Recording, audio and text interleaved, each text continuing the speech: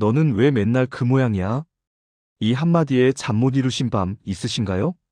배우자가, 자녀가, 오래된 친구가 던진 말 한마디가 가슴에 박혀 며칠째 떠나지 않습니다.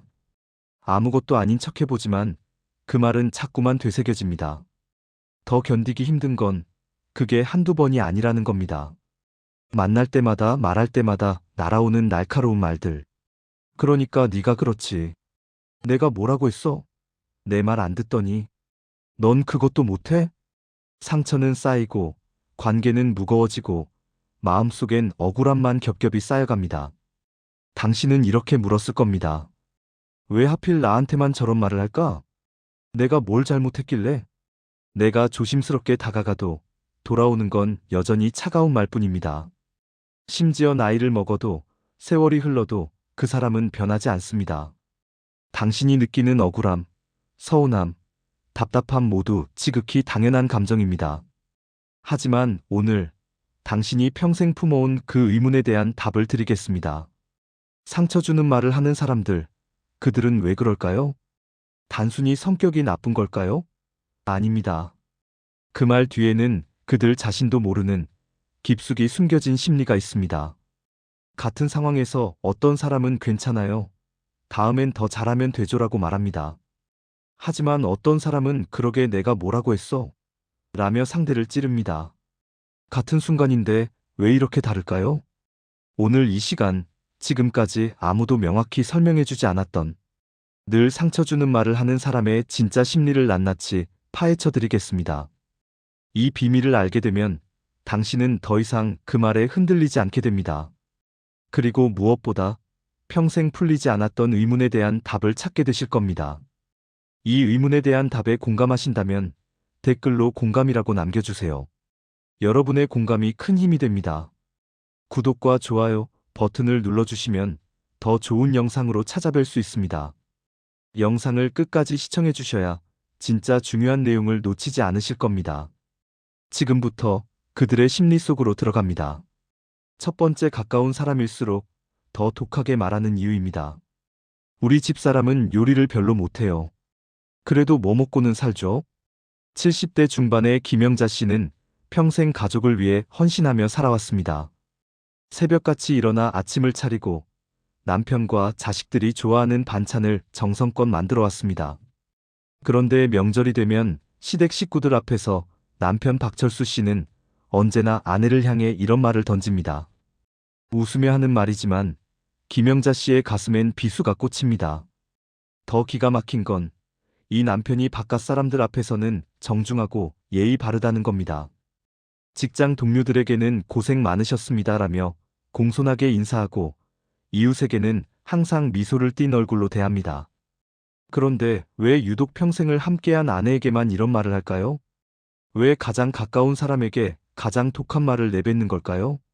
심리학자 존 가트맨의 부부관계 연구에 따르면 사람들은 친밀한 관계에서 감정 조절 능력이 현저히 떨어진다고 합니다. 외부인에게는 체면과 사회적 평판을 의식해 말을 조심합니다. 직장 상사에게 함부로 말했다간 직장을 잃을 수도 있고, 이웃에게 무례하게 굴면 동네에서 소문이 날 수 있으니까요. 하지만 가까운 사람에게는 다릅니다. 이 사람은 날 떠나지 않을 것이라는 무의식적 안정감이 작동합니다. 이를 심리학에서는 친밀성의 역설이라 부릅니다. 사랑하는 사람일수록, 가까운 사람일수록 더 함부로 대하게 되는 심리적 메커니즘입니다. 이 정도는 괜찮겠지, 어차피 내 편이니까라는 왜곡된 믿음이 그들의 말을 점점 더 날카롭게 만듭니다. 독한 말을 하는 사람들의 마음속엔 사실 깊은 불안이 자리 잡고 있습니다. 내가 이 정도 말해도 이 사람은 내 곁에 있겠지라는 왜곡된 확인 욕구입니다. 마치 어린아이가 부모의 사랑을 확인하기 위해 일부러 말썽을 부리듯 그들은 상처 주는 말로 관계의 끈을 시험합니다. 더 깊이 들여다보면 이는 타인에게 인정받지 못한 자존감의 결핍을 가장 가까운 사람을 통해 채우려는 시도입니다. 바깥에서 받은 상처, 인정받지 못한 자신의 존재감을 집으로 가져와 가족에게 풀어내는 것입니다. 그들은 사랑을 표현하는 법을 배우지 못한 채 통제와 비난으로 관계를 유지하려 합니다. 독일의 철학자 쇼펜하우어는 이렇게 말했습니다. 우리는 다른 사람을 통해 자신의 존재를 확인하려 하지만 그 방식이 폭력적일 때 관계는 파괴된다. 가까운 사람에게 독한 말을 하는 행위는 결국 자신의 불안을 상대에게 전가하는 미숙한 방어 기제입니다. 그들이 던지는 말은 당신을 향한 것 같지만 사실은 자기 자신의 내면을 드러내는 소리입니다. 당신이 받은 그 말은 당신의 가치를 평가하는 것이 아닙니다. 그 사람의 내면을 보여주는 거울일 뿐입니다. 두 번째, 늘 상처 주는 말을 하는 사람들의 공통된 심리에 관한 내용입니다. 요즘 얼굴이 많이 늙었네. 그 옷은 나이에 안 어울려. 60대 후반의 박순희 씨는 매주 목요일마다 오랜 친구들과 만납니다. 그런데 그 모임이 점점 두려워지기 시작했습니다. 같은 반 친구였던 이정숙 씨 때문입니다. 야, 순이야. 요즘 얼굴이 많이 늙었네. 관리 안 하나? 그 옷은 나이에 안 어울려. 우리 나이엔 수수하게 입어야지. 자식들은 잘 사니? 우리 큰애는 말이야, 요즘 승진해서. 만날 때마다 은근히 기분 나쁜 말을 쏟아냅니다. 칭찬인 듯 시작하지만 끝은 언제나 비교와 깎아내림입니다. 박순희 씨는 집으로 돌아오는 길마다 생각합니다. 왜 이 사람은 늘 남을 깎아내리는 말만 할까? 뭐가 불만이길래 저럴까? 다른 친구들과는 잘 지내는데 유독 이 사람만 만나면 기운이 쭉 빠집니다. 하버드 대학교의 심리학 연구에서는 지속적으로 타인에게 부정적 언어를 사용하는 사람들에게서 공통적인 심리 패턴을 발견했습니다. 바로 투사적 동일시입니다. 이는 자신이 느끼는 열등감, 불안, 수치심을 상대에게 투영하여 자신은 그렇지 않다고 확인받으려는 심리입니다. 쉽게 말하면 남을 낮춰야 자신이 높아진다고 착각하는 것입니다. 예를 들면, 너는 늙었어. 이 말은 나는 너보다 젊어 보여. 너는 옷을 못 입어. 이 말은 나는 너보다 센스 있어. 이렇게 해석할 수 있습니다. 이들은 타인을 깎아내림으로써 자신의 존재감을 확인합니다. 상대를 무너뜨려야 자신이 설 자리가 생긴다고 믿는 것입니다. 하지만 이는 착각입니다. 남을 낮춘다고 자신이 높아지는 것이 아니라 오히려 자신의 내면이 얼마나 불안정한지를 드러낼 뿐입니다. 이런 사람들은 대부분 어린 시절 충분한 사랑과 인정을 받지 못했습니다. 끊임없는 비교 속에서 자랐고, 너는 왜 동생만 못하니? 옆집 애는 1등 했는데. 너는 뭐니? 라는 말을 들으며 성장했습니다.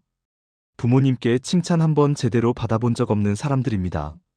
그 상처가 해결되지 않은 채 어른이 되면 무의식적으로 자신이 받았던 방식대로 타인을 대하게 됩니다. 나도 그렇게 살았는데 뭐라는 왜곡된 정당화가 작동하는 것입니다. 자신이 받은 상처를 인정하고 치유하는 대신 똑같은 방식으로 타인에게 전가합니다. 상처받은 사람이 상처를 주는 사람이 되는 비극적인 악순환입니다. 심리학자 앨리스 밀러는 이를 이렇게 표현했습니다. 학대받은 아이는 자라서 학대하는 어른이 된다. 그것이 자신이 배운 유일한 관계 방식이기 때문이다. 프랑스 철학자 시몬 베유는 이렇게 말했습니다. 불행은 전염된다. 불행한 사람은 자신의 고통을 나누려 하지 않고 타인에게 옮기려 한다. 상처 주는 말을 반복하는 사람은 자신의 내면에 있는 깊은 공허함을 타인을 통해 채우려는 불행한 사람입니다. 그들은 스스로를 사랑하지 못하기에 타인도 사랑할 수 없습니다. 자신의 가치를 스스로 확신하지 못하기에 끊임없이 남과의 비교를 통해 자신의 위치를 확인하려 합니다. 그들이 던지는 말은 당신에 관한 것이 아닙니다. 그들 자신의 내면을 드러내는 신호일 뿐입니다. 당신이 늙었다는 말은 사실 자신이 나이 드는 것에 대한 두려움입니다. 당신의 자식을 평가하는 말은 사실 자신의 자녀 양육에 대한 불안입니다. 그들의 말은 거울입니다. 당신을 비추는 것이 아니라 그들 자신을 비추고 있을 뿐입니다.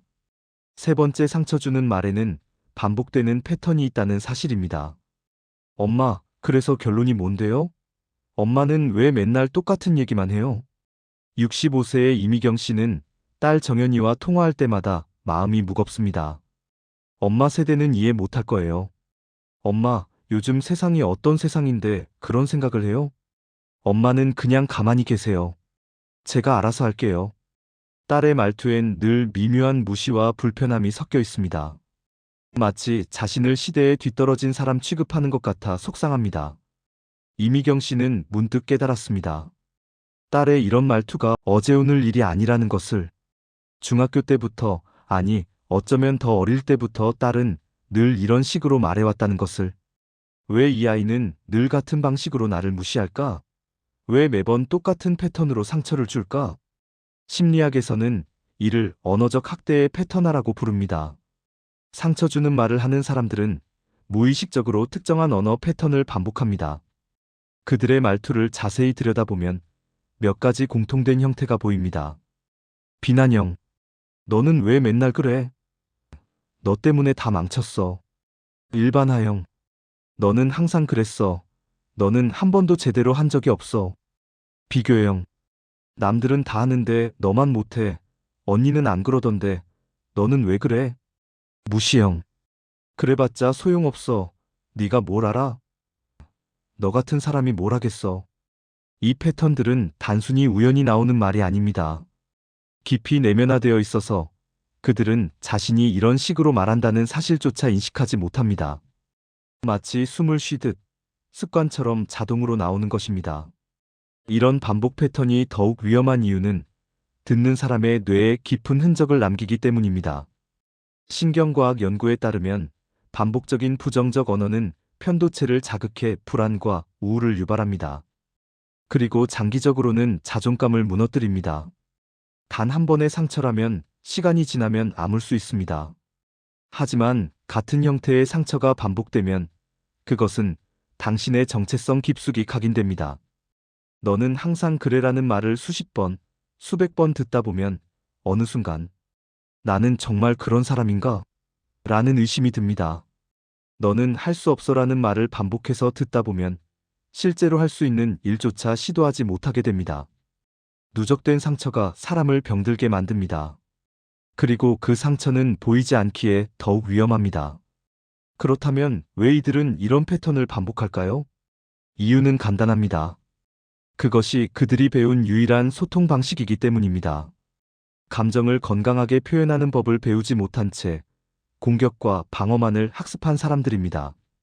그들의 부모도 그렇게 말했고 그 부모의 부모도 그렇게 말했을 것입니다. 세대를 거쳐 전해진 잘못된 소통의 유산입니다. 그들에게 대화는 소통이 아니라 권력 게임입니다. 대화의 목적이 서로를 이해하고 연결되는 것이 아니라 누가 더 우위에 있는지를 확인하는 것입니다. 그래서 그들은 늘 누군가를 깎아내리고 비교하고 무시합니다. 영국의 철학자 버트런드 러셀은 말했습니다. 사랑은 자유에서 피어나지만 두려움은 통제에서 자란다. 반복되는 상처 주는 말은 사랑이 아니라 두려움의 표현입니다. 자신이 무시당할까봐, 자신의 위치가 흔들릴까봐, 자신이 가치 없는 사람으로 여겨질까봐 두려워서 먼저 공격하는 것입니다. 패턴을 인식하는 것이 첫 번째 방어입니다. 그 패턴을 인식하는 것만으로도 당신은 그 말로부터 한 걸음 물러날 수 있는 힘을 갖게 됩니다. 패턴을 보는 순간 그 말은 더 이상 당신에 대한 평가가 아니라 그들의 습관일 뿐임을 알게 됩니다. 그리고 당신은 더 이상 그 말에 흔들리지 않게 됩니다. 네 번째, 난 그냥 한 말이야라는 변명 속 심리입니다. 에이, 난 그냥 한 말이야. 왜 그렇게 예민하게 받아들여? 62세의 최은희 씨는 어제 저녁 남편 강민수 씨에게 서운한 마음을 조심스럽게 전했습니다. 여보, 아까 손님들 앞에서 그 말이 좀 상처였어요. 남편은 명절 때 친척들 앞에서 또 한 번 아내를 무시하는 말을 던졌습니다. 우리 집사람은 정리정돈을 못해요. 집이 늘 엉망이죠. 웃으며 한 말이었지만 최은희 씨는 모두가 보는 앞에서 모욕감을 느꼈습니다. 그런데 남편의 반응은 어땠을까요? 손을 내저으며 말합니다. 에이, 난 그냥 한 말이야. 왜 그렇게 예민하게 받아들여? 농담도 못하겠네. 요즘 사람들 다 예민해서 아무 말도 못하겠어. 최은희 씨는 자신이 잘못 생각한 건가 싶어 입을 다물었습니다. 내가 너무 예민한 건가? 정말 그냥 농담이었을까? 하지만 가슴속 상처는 지워지지 않았습니다. 오히려 더 깊어졌습니다. 상처를 받았다고 말했는데 그마저도 부정당한 느낌이었으니까요. 심리학에서 이를 가스라이팅의 한 형태로 봅니다. 가스라이팅이란 상대방의 현실 인식과 감정을 왜곡시켜 자신의 잘못을 상대의 문제로 돌리는 심리적 조작입니다. 난 그냥 한 말이야라는 표현은 전형적인 가스라이팅 기법입니다. 이 한마디에는 여러 층위의 메시지가 담겨 있습니다. 책임 회피, 감정 무효화, 자기의심 심기. 더 나아가 상대로 하여금 내가 너무 예민한 건가? 내가 이상한 건가? 라는 자기의심을 심어줍니다. 그래서 다음번에는 상처를 받아도 말하지 못하게 만듭니다. 또 예민하다는 소리 들을까봐 입을 다물게 되는 것입니다. 난 그냥 한 말이라는 변명 뒤에 숨은 두 가지 심리. 이런 변명을 하는 사람들의 내면엔 두 가지 심리가 작동합니다. 첫째, 자신의 잘못을 인정하는 것에 대한 두려움입니다. 사과는 곧 패배라고 배운 사람들입니다. 자신이 잘못했다고 인정하는 순간 자신의 가치가 떨어진다고 믿습니다. 미안하다는 말 한마디가 자존심을 무너뜨리는 것처럼 느껴지는 것입니다. 그래서 어떻게든 자신의 행동을 정당화하려 합니다. 둘째, 타인의 감정을 온전히 공감하는 능력의 부재입니다. 자신이 아프지 않으니 상대도 아프지 않을 거라 생각하는 공감 능력의 결핍입니다. 자신의 감정 기준으로 타인의 감정을 재단합니다. 모든 사람이 자신과 같은 방식으로 느낄 거라고 착각하는 것입니다. 그들은 알고 있습니다. 다만 인정하기 싫을 뿐입니다. 이들은 사실 자신의 말이 상처를 줬다는 것을 알고 있습니다. 상대의 표정이 굳어지는 걸 봤고 목소리가 떨리는 걸 들었습니다. 분명히 알고 있습니다. 다만 그것을 인정하고 책임지는 것이 두렵고 불편할 뿐입니다. 그래서 너의 문제로 전환시키는 것입니다. 내가 잘못한 게 아니라 네가 예민한 거야 라고 말하며 자신을 방어합니다. 이는 관계에서 가장 비겁한 태도입니다. 상처를 준 것도 모자라 상처받은 사람에게 다시 한번 상처를 주는 행위입니다. 독일 철학자 마르틴 부버는 이렇게 말했습니다. 진정한 만남은 나와 너의 온전한 마주침이다. 난 그냥 한 말이라는 변명은 그 만남을 거부하는 행위입니다. 상대의 감정을 온전히 받아들이고 자신의 책임을 인정하고 진심으로 사과하는 것. 그것이 진정한 만남입니다. 하지만 그들은 그 만남을 피합니다. 자신의 불편함을 회피하기 위해 상대의 고통을 외면합니다. 당신의 감정은 과민이 아니라 정당한 반응입니다. 상처받았다면 그것은 상처입니다. 누가 뭐라 해도 그냥 한 말이라는 변명에 흔들리지 마십시오. 그 말은 당신의 감정을 지우려는 시도일 뿐 진실이 아닙니다. 당신은 예민한 것이 아닙니다. 당신은 정상적으로 반응하고 있는 것입니다. 다섯 번째, 왜 유독 가족에게만 독하게 말하는가입니다. 밖에서는 그렇게 착한데 왜 집에서만 독하게 구는 걸까? 68세의 정수철 씨는 친구들 사이에서 인자하고 따뜻한 사람으로 통합니다. 동네 어르신들과 함께 있을 때는 항상 웃는 얼굴입니다. 아이고, 수고 많으셨습니다. 천천히 하세요. 같은 부드러운 말을 건넵니다. 친구들이 실수를 해도 괜찮아요. 누가 안 그러겠어요? 라며 너그럽게 넘어갑니다. 하지만 집에만 들어오면 완전히 다른 사람이 됩니다. 아내 윤미숙 씨에게는 밥이 왜 이래? 간도 안 맞네. 집안 정리 좀 하고 살아라는 말을 서슴없이 합니다. 아들에게는 너는 도대체 뭘 해도 안 되는구나. 그것도 못하냐? 라며 면박을 줍니다. 가족들은 답답하고 억울합니다. 왜 밖에서는 그렇게 착한 사람인데 집에서만 독하게 구는 걸까요? 우리는 가족인데 왜 타인보다 못한 대접을 받아야 할까요? 사회심리학에 가면 이론에 따르면 사람들은 사회적 관계에서 일정한 페르소나를 유지하기 위해 막대한 심리적 에너지를 소비합니다. 직장에서는 상사에게 함부로 말할 수 없습니다. 화가 나도 참아야 합니다. 친구들 사이에서는 좋은 사람으로 보이고 싶어서 배려하고 조심합니다. 동네에서는 평판을 의식해서 예의 바르게 행동합니다. 하루 종일 감정을 조절하고 말을 가다듬고 표정을 관리하며 살아갑니다. 이렇게 에너지를 쏟아부은 사람은 집에 돌아와서는 그 가면을 벗고 싶어 합니다. 문제는 가면을 벗는다는 것이 진정한 자신을 보여주는 게 아니라 억눌렸던 부정적 감정을 쏟아내는 것으로 나타난다는 점입니다.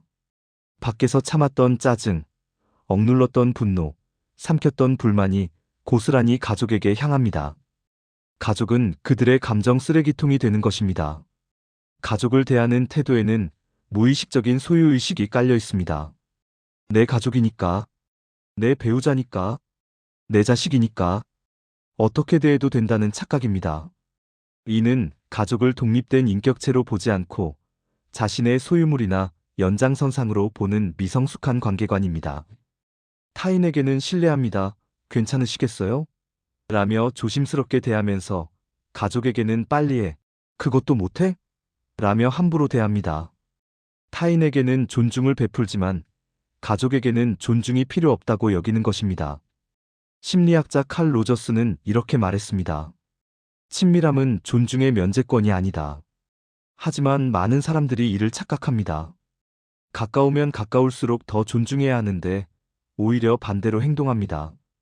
또한 이들은 가족이 무조건적 사랑을 줄 것이라 착각합니다. 어떤 말을 해도 어떻게 대해도 가족은 떠나지 않을 거야. 가족인데 당연히 이해해주겠지. 내가 좀 심하게 말해도 가족이니까 괜찮아. 이것은 위험한 믿음입니다. 모든 사랑에는 한계가 있습니다. 존중받지 못한 관계는 결국 무너집니다. 배우자는 어느 날 감정적으로 멀어집니다. 자식은 부모를 피하기 시작합니다. 겉으로는 가족의 형태를 유지하지만 마음은 이미 떠난 것입니다. 그리고 그때서야 깨닫습니다. 내가 너무 심했나? 하지만 이미 늦은 경우가 많습니다. 쌓인 상처는 쉽게 치유되지 않습니다. 바깥에서의 친절은 진짜가 아닙니다. 가족에게 독하게 대하는 사람의 바깥에서의 친절은 진짜가 아닙니다. 그것은 사회적 평판을 유지하기 위한 연기일 뿐입니다. 진정한 인품은 아무도 보지 않는 곳에서 가장 가까운 사람을 어떻게 대하는가에서 드러납니다. 독일의 철학자 임마누엘 칸트는 이렇게 말했습니다. 타인을 수단으로 대하지 말고 그 자체로 목적으로 대하라. 하지만 가족에게 독한 말을 하는 사람들은 가족을 자신의 감정 배출구로, 자신의 스트레스 해소 수단으로 사용합니다. 프랑스 작가 앙투안 드 생텍쥐페리는 이렇게 말했습니다. 사랑한다는 것은 서로를 바라보는 것이 아니라 함께 같은 방향을 바라보는 것이다. 가족에게 독한 말을 하는 사람은 함께 바라보기를 거부하고 자기만 바라보는 사람입니다. 가족의 감정, 가족의 입장, 가족의 고통은 보지 않습니다. 오직 자신의 불편함, 자신의 기분, 자신의 욕구만 중요합니다. 가족이라는 이유로 무례함이 허용되어서는 안 됩니다. 가족이기 때문에 더 소중히 대해야 합니다. 가족이기 때문에 더 존중해야 합니다. 가족이기 때문에 더 조심스럽게 말해야 합니다. 하지만 현실은 정반대입니다. 많은 사람들이 가족에게 가장 함부로 대합니다. 당신은 가족이라는 이유로 무례함을 감수할 필요가 없습니다. 당신은 존중받을 권리가 있습니다. 타인에게 베푸는 그 친절을 가족에게도 베풀어야 합니다. 그것이 진정한 사랑입니다. 6번째, 그들의 말로 인해 무너지는 사람들의 마음 상처입니다. 넌 정말 쓸모없어. 당신 때문에 내 인생이 이 모양이야. 66세의 한명숙 씨는 최근 우울증 진단을 받았습니다. 병원 상담실에서 의사가 물었습니다. 언제부터 이런 증상이 있으셨나요? 한명숙 씨는 대답하지 못했습니다. 정확히 언제부터인지 알 수 없었습니다. 다만 평생 남편에게 들었던 말들이 떠올랐습니다. 넌 정말 쓸모없어. 당신 때문에 내 인생이 이 모양이야. 당신만 없으면 나도 행복할 텐데. 당신은 뭘 해도 안 돼. 40년을 참으며 살았습니다. 처음엔 남편도 힘드니까 저러겠지 하고 이해하려 했습니다. 시간이 지나면 나아지겠지 기다렸습니다. 하지만 남편의 말은 변하지 않았고 오히려 더 날카로워졌습니다. 그리고 어느 순간 한명숙 씨의 마음이 완전히 부서져 버렸습니다. 아침에 일어나도 아무것도 하고 싶지 않았습니다. 밥을 해도 맛이 없었습니다. 친구들을 만나도 웃을 수가 없었습니다. 자신이 정말 쓸모없는 존재처럼 느껴졌습니다. 남편 말이 맞는 것 같았습니다. 나는 정말 가치 없는 사람인가 보다. 정신의학 연구에 따르면 장기간의 언어 폭력은 물리적 폭력만큼이나 심각한 정신적 트라우마를 남깁니다. 하버드 의대의 뇌영상 연구 결과 반복적인 언어적 학대를 받은 사람의 뇌에서는 해마와 전두엽 피질의 실질적인 변화가 나타났습니다. 해마는 기억을 담당하는 부위입니다. 이곳이 손상되면 부정적인 기억만 반복적으로 떠오릅니다. 전두엽은 감정 조절과 판단을 담당합니다. 이곳이 약해지면 우울감, 무기력, 자존감 저하가 나타납니다. 결국 이는 우울증, 불안장애, 외상 후 스트레스 장애로 이어질 수 있습니다. 눈에 보이는 상처는 없지만 뇌는 확실히 손상됩니다. 말은 칼보다 깊은 상처를 남깁니다. 상처 주는 말은 단순히 순간의 불쾌함을 넘어 사람의 정체성과 자존감을 깊이 침식합니다. 처음에는 그냥 한 말이겠지 하고 넘깁니다.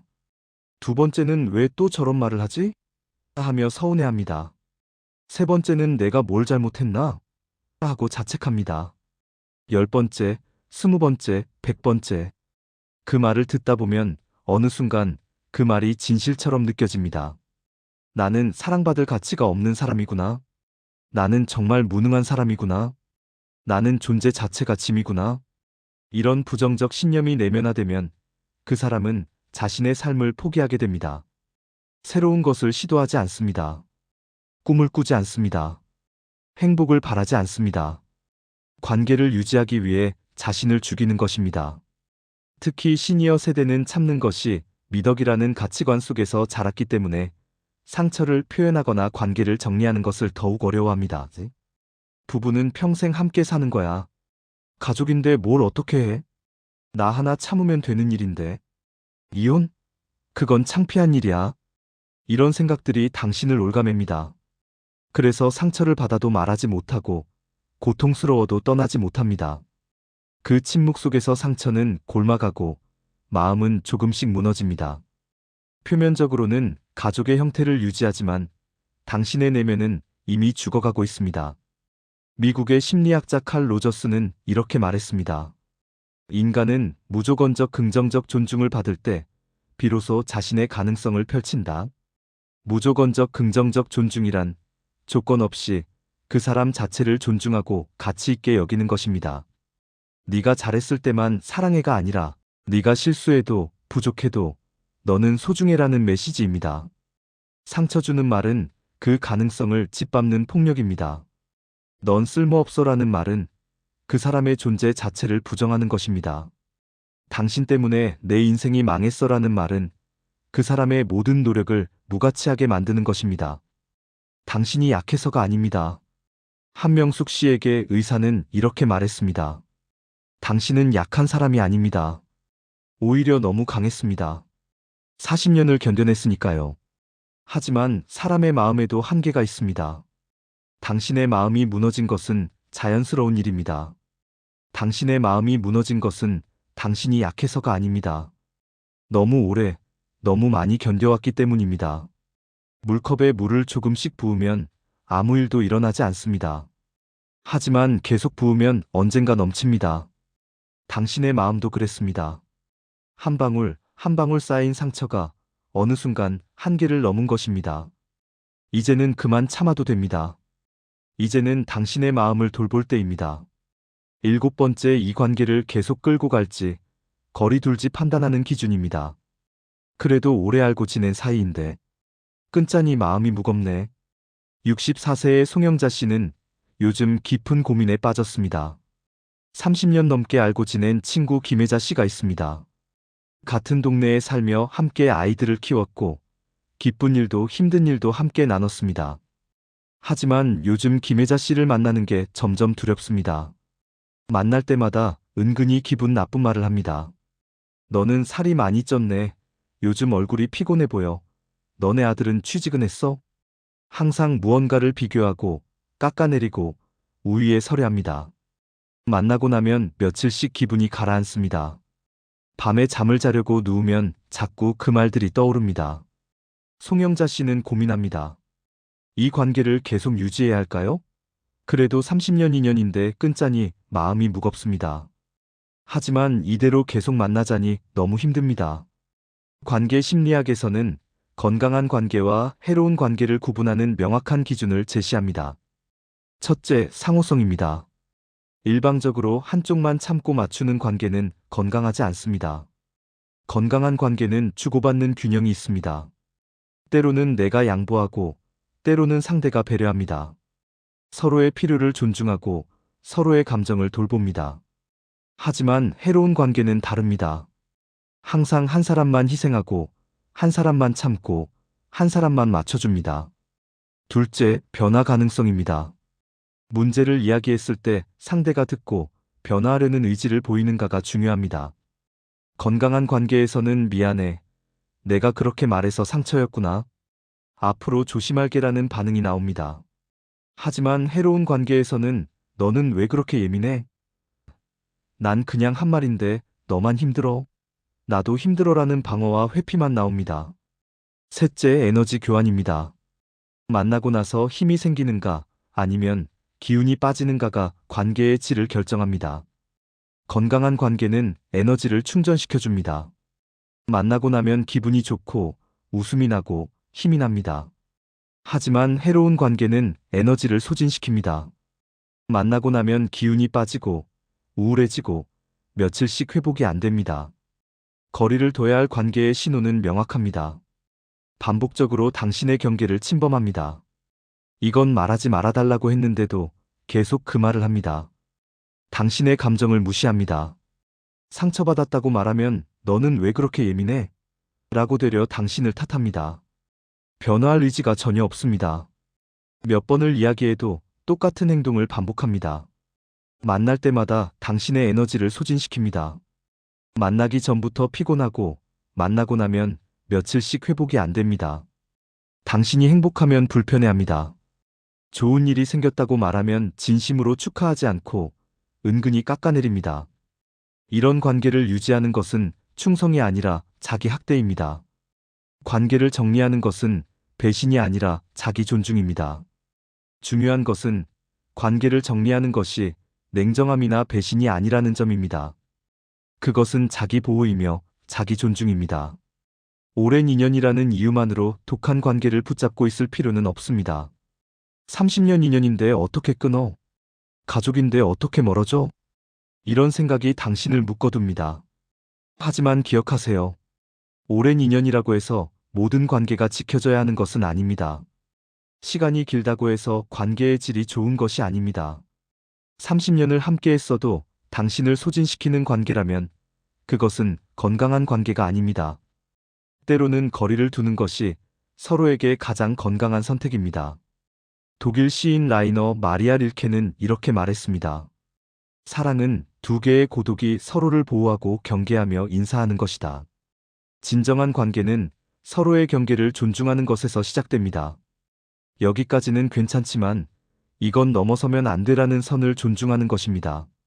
하지만 상처 주는 관계는 그 경계를 끊임없이 침범합니다.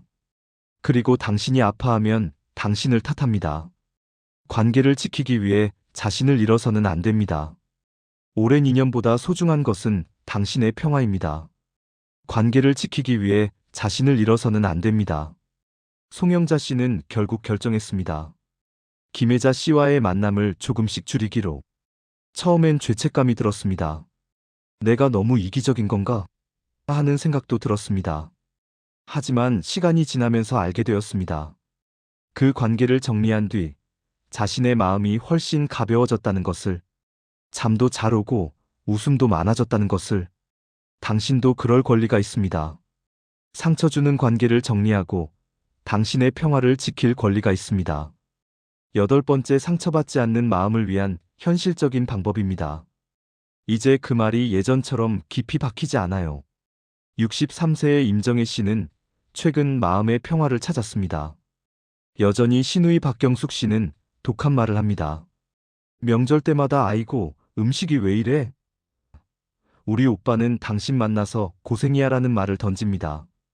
예전 같았으면 그 말에 며칠씩 속상해하고 밤에 잠을 설쳤을 겁니다. 하지만 이제는 다릅니다. 여전히 기분이 좋지는 않지만 그 말이 예전처럼 깊이 박히지 않습니다. 마음이 무너지지 않습니다. 무슨 변화가 있었던 걸까요? 임정혜 씨는 조용히 말합니다. 그 사람의 말이 나에 관한 게 아니라는 걸 이해하게 됐어요. 저 사람의 문제구나. 저 사람이 불행하구나 하고 보게 됐어요. 심리학에서는 이를 인지적 거리두기라고 부릅니다. 상대의 말을 자신의 정체성과 분리해서 보는 능력입니다. 예전에는 이렇게 생각했습니다. 신우이가 음식이 왜 이래? 라고 했어. 나는 정말 요리를 못하는구나. 나는 부족한 사람이야. 하지만 이제는 이렇게 생각합니다. 신우이가 저런 말을 하는 건 신우이의 문제이지. 내 요리 실력이나 내 가치와는 무관하다. 이는 무감각해지는 것이 아닙니다. 건강한 경계를 세우는 것입니다. 상대의 말을 듣되 그 말이 나를 정의하도록 허락하지 않는 것입니다. 그렇다면 어떻게 이런 마음을 가질 수 있을까요? 구체적인 방법들이 있습니다. 첫째, 상대의 말에 즉시 반응하지 않고 한 템포 쉬어가는 연습입니다. 상처 주는 말을 들었을 때 우리는 본능적으로 즉각 반응합니다. 왜 그런 말을 해요? 라며 화를 내거나 제가 잘못했어요 라며 자책하거나 속으로 골마들어가며 며칠씩 괴로워합니다. 하지만 이제는 다르게 해보세요. 상대가 독한 말을 던지면 일단 그런가요?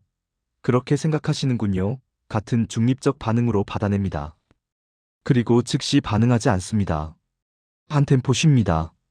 나중에 혼자 있을 때 차분히 생각해 봅니다. 시간을 두고 생각하면 훨씬 객관적으로 볼 수 있습니다.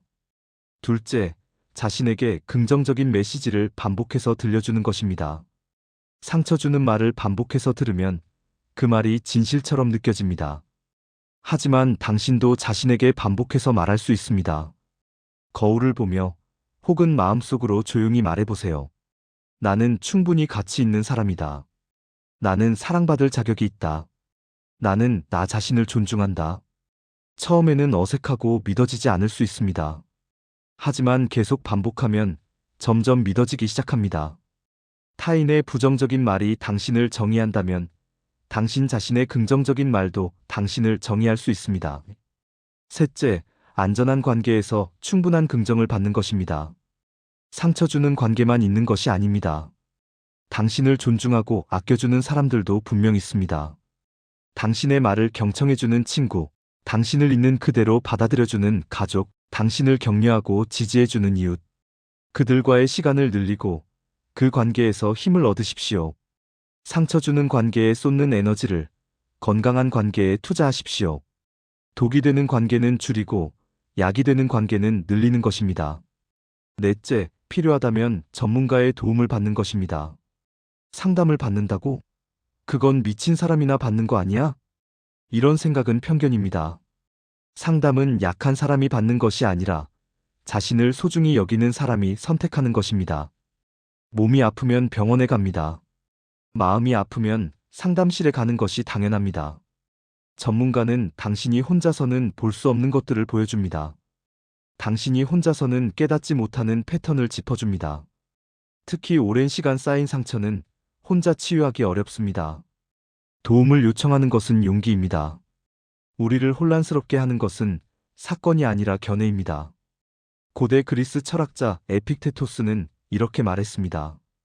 우리를 혼란스럽게 하는 것은 사건 자체가 아니라 사건에 대한 우리의 견해다. 상처 주는 말의 힘은 그 말 자체가 아니라 우리가 그 말을 어떻게 받아들이느냐에 달려 있습니다. 같은 말을 듣고도 어떤 사람은 무너지고 어떤 사람은 흘려보냅니다. 차이는 그 말을 어떻게 해석하느냐에 있습니다. 나는 쓸모없는 사람이구나로 받아들이면 당신은 무너집니다. 저 사람이 저런 말을 하는 건 저 사람의 불행 때문이구나로 받아들이면 당신은 흔들리지 않습니다. 당신은 이미 그 힘을 가지고 있습니다. 임정혜 씨는 말합니다. 예전엔 신우이 말 한마디에 일주일을 망쳤어요. 하지만 이제는 그 말이 나를 정의하도록 두지 않아요. 신우이는 여전히 똑같은 말을 하지만 나는 변했어요. 당신은 더 이상 상처받지 않을 힘을 충분히 가지고 있습니다. 그 힘은 밖에서 오는 것이 아닙니다. 이미 당신 안에 있습니다. 이제 그 힘을 사용할 시간입니다. 여기까지 함께 해주셔서 진심으로 감사드립니다. 오늘 우리는 평생 가슴에 담아왔던 의문을 함께 풀어보았습니다. 늘 상처 주는 말을 하는 사람들의 진짜 심리, 그 말이 왜 우리를 이토록 아프게 하는지 들여다보았습니다. 이제 한 가지 분명하게 말씀드립니다. 상처 주는 말은 그 사람의 수준을 보여주는 것이지 결코 당신의 가치를 말해주는 것이 아닙니다. 넌 왜 맨날 그래? 너는 정말 답이 없어, 이런 말들은 당신에 대한 진실이 아닙니다. 그것은 그들 내면의 불안과 상처가 만들어낸 투사일 뿐입니다. 당신은 지금까지 너무나 잘 견뎌왔습니다. 참고 이해하려 애쓰고 관계를 지키기 위해 자신을 낮추며 살아왔습니다. 하지만 이제는 조금 다른 선택을 해도 괜찮습니다. 참으며 버티는 관계가 아니라 내 마음을 지키며 이어가는 관계를 선택하십시오. 당신을 존중하지 않는 사람과의 거리는 멀어져도 괜찮습니다. 오랜 인연이라는 이유만으로 상처를 감내할 필요는 없습니다. 당신의 평화가 무엇보다 중요합니다. 이제는 관계를 위해 자신을 잃는 것이 아니라 자신을 지키면서 관계를 선택하는 지혜로운 삶을 사십시오. 당신은 충분히 가치 있는 사람입니다. 당신은 존중받을 자격이 있습니다. 오늘도 최선을 다해 살아가시는 당신을 진심으로 응원합니다. 감사합니다.